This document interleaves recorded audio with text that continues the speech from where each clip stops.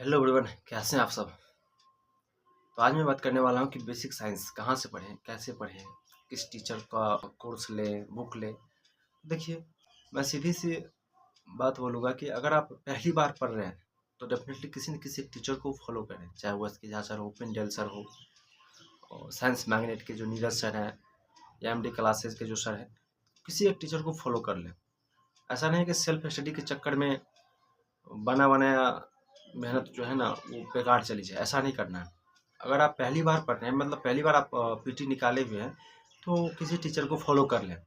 या अगर आप 24 में पीटी निकाले हुए थे और सीबीटी 2 में अगर फेल हो गया था ट्रेड वगैरह सब में, तो आप सेल्फ स्टडी करें, किसी एक्स्ट्रा टीचर का बुक नहीं लें।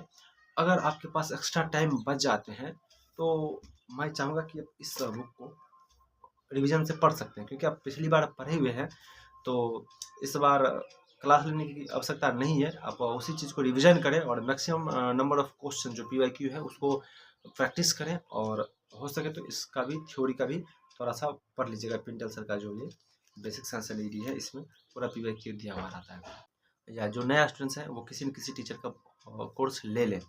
ऐसा नहीं कि आज कल मैं देख रहा हूँ कि यूट्यूब पे कुछ लोग पीडीएफ भी दे रहे हैं।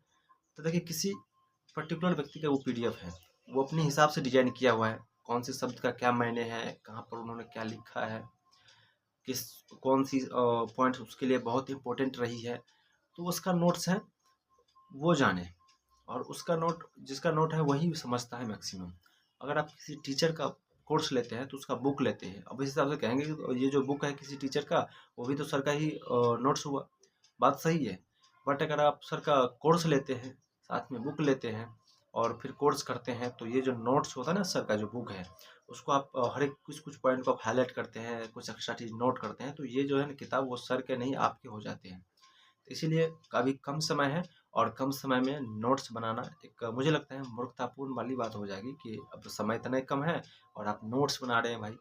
तो वो समय नहीं रहा है और बिना नोट्स के आराम से बहुत अच्छे स्कोरिंग किया जा सकता है। तो नोट्स बनाने के चक्कर में मत पड़िए, आराम से अपने ट्रेड पर मैक्सिमम ध्यान दीजिए और इधर बेसिक साइंस और ईडी पर ध्यान दीजिए।